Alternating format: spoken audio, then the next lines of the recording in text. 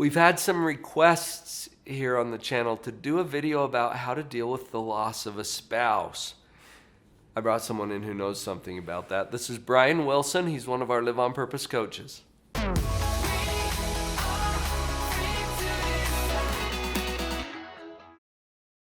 Brian, this is a tough topic. Yes, it is. And thank you for being here. You know something about this. I'll give the short version and you can clear up whatever I get wrong. Okay? Brian, I don't even know how long ago it was. It's about 16 months ago. Wow. Okay. Yeah. So less than 2 years ago still, about a year and a half ago, during the birth of your fifth baby, Yes. you lost your wife. Yeah. She passed away. And I know more of the story than that, but I think that sets the context for why you might know something about this. And when we go through these difficult experiences in life, obviously it causes a disruption to our own life, but it also puts us in position where we can assist others that are going through that. So I just really appreciate you coming to talk to us. Where do we start? Well, first of all, as you're going through this grieving process, it's okay to feel, you're just going to feel horrible, and that's okay. I mean, grief is not, it's not bad. You're supposed to feel it. Yeah. And it changes who you are, and it's part of your makeup now. Like you can't imagine a picture and you just take out one color and say, no, I don't want this color anymore. It changes the whole picture, and you don't see the whole thing anymore. You need that, let's say the color black. You need that color black, even though it feels dark and horrible. It's part of you. This is part of an ancient philosophy. You've seen the yin yang symbols, and I'm sure that you're familiar with that, where there's these two very opposite parts and they make a whole. And these experiences where we have grief are part of our human experience, and they're actually necessary to complete our life. So you're saying, go ahead and let yourself feel that. It's not bad to feel the grief. Yeah. In fact, you feel grief because you loved them. And your spouse, that's is a good so point. much that's there. I mean, I was married for 10 years, but we don't know. Every case is different. Yes. But, when it's your best friend, it's the person you confide in all the time, and to have them not be there anymore, you can't just pretend like, oh, well, I'll just pick up and go on. Just get over it. Yeah, you can't just get over it. There is no getting over it. You said something that I think is so profound. You feel the grief because of the love. Mm-hmm. It's an indication that there was a loving relationship there. Yeah. And it's usually multifaceted, okay? Because you might be thinking, well, it wasn't always great. Yeah, right. It was life. For you to feel the grief, though, is an acknowledgement of the value of that relationship. So let yourself feel it. I love that. Yeah. I mean, and it hurts. It hurts a lot because you loved them. And right. So for me, that was very reassuring. Like, yes, I was devastated, and it hurt, and it was hard to get out of bed, but that also symbolized my love for my wife, and so I embraced it. You mentioned something too, Brian, about how everyone is at a different place, so they're going to experience it differently. And I've seen this with a lot of people that I've coached as well, that sometimes they get to thinking, well, I should be feeling this or that. Or by now, I should be moving on or over it or whatever. Let's just take all the pressure off. Can we do that? Yeah. Let's just take away all those expectations, because how somebody else does it has nothing to do with how you're going to handle this. Right. There are common principles, and we're trying to identify some of those here as we chat today. But beyond that, everybody's going to have their own personal experience with this. Yeah. Yeah. You hear about the stages of grief, and you think, well, I've got to get through this. No, you don't. Like you're gonna find yourself in different stages, and you're not gonna go through them in a certain order. You just grieve how you grieve, Yeah. and don't feel guilty about it. I mean, some people will look happier on the outside, and maybe you don't feel that way. That's okay. That brings up another idea for me, Brian. And maybe you can share some of your experience about how this works. Because it's normal to experience the grief. And not just normal, but I think it's healthy. I think it's healthy to experience that grief. It's not fun, but it's healthy, and it's part of the process that you need to go through to heal. So that brings up a very practical issue for me. Because when we lose someone, and especially someone so close to us as our spouse, and in your circumstance, it left you with an infant to take care of, not to mention your other 4 kids. That's a huge adjustment. Yeah.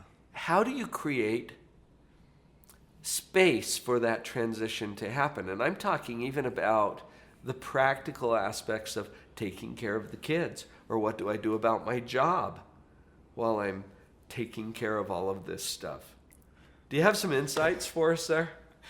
I mean, sometimes you're just going through the motions and getting things done because it needs to get done. And sometimes you need to take a step back and take some time for yourself and time to grieve, time to think about that person. And other times, I don't know, it's just, you just got to find a way through. And you know what? People want to help, and they don't know how all the time, but they want to. And sometimes you have to stand up and say, you know what, I need help, because they're willing, but maybe they don't know how. And just you saying, I could use some help right now, maybe they don't know how, but they'll know that they can, that they have permission, that they can. And so you are so right about that, because in our hearts, I think about the people that I know, even you know, it's like, wow, you went through this. And then I might feel like, I don't know what to say. I don't know how I can help. Well, help them out. Okay? You can say, you know what? I could really use somebody to watch the kids for a couple of hours. Would you be down for that? Or I just need some time for myself. Could you take care of that for me? It could be that practical, right? Right. And I feel really blessed that I had my kids. They helped me through that process. I can't imagine going through it alone.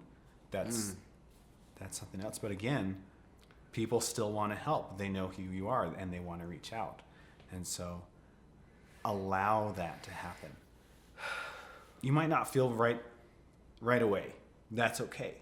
But eventually, you'll have to get out of yourself. And allow people to help. And that also allows you to help other people. Because as you help other people, you'll feel better, guaranteed.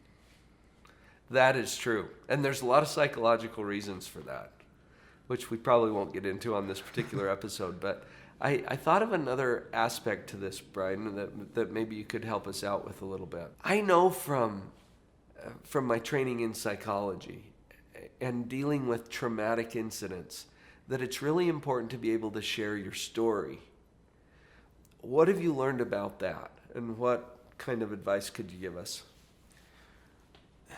Just talking through things can help you realize maybe you've had some stress that you weren't sure how to deal with. But talking it out brought it to the surface and allowed you to feel it, to really feel it and move forward. Yeah. You don't always want to. Yeah. But there's a part of you that really needs to. And it helps to honor your spouse, to honor their memory. Yeah. You can't just keep it bottled up, but share it and share who they were and share how they helped you, how they changed who you are. Just that. Yeah. You have to remember and dig into your memories to be able to open up and share. And I think that's just a healthy process. Yes. I mentioned earlier that you're one of our Live on Purpose coaches. This is something that you assist people with. And it's something, and it brings up another issue, and that is if you don't feel that there is someone in your close circle, in your inner circle, that you can actually open up to, it's still important for you psychologically to be able to do that. It helps you to process it and to actually start a healing process.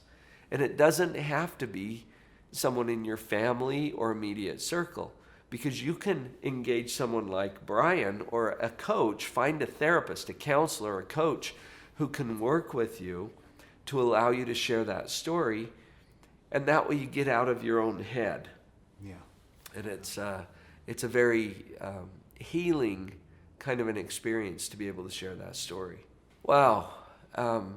These are helpful ideas. I'm going now to, all right, so we start a healing process, we share our story, we let ourselves feel what we're going to feel. How do you move on after that? It's hard. You'll hear people tell you, you've got to move on. And right. I don't agree with that. I feel like it's not moving on, it's moving forward. They will always be a part of your life and a part of who you are. And it would be wrong to try and put them out of your life.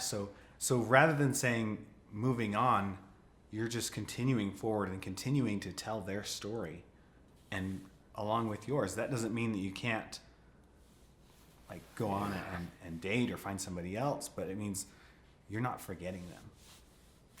I like that, Brian. Thank you for that correction, because I've often said that too, that we need to find a way to move on. Mm-hmm. But that kind of implies, okay, let's take all of this stuff and just kind of tuck it in the past somewhere. It also implies that there's like some kind of deadline. Like at this point, you're going to be done grieving, right? And then everything's going to be okay. And that's not how it works. It's not. Mm-hmm. Right. Moving forward, I like that. You take what you've got and you continue to move forward. Brian, thank you for sharing your insights today. This is a difficult topic, but it's obviously one that can be taken on. If you would like some assistance with that, I'm not volunteering, Brian, but I know that he and other people like him are available to talk to you. You can find other resources at liveonpurpose.coach, and that's where you'll find his profile too. Brian Wilson, thanks for your contribution. Wished I had a number so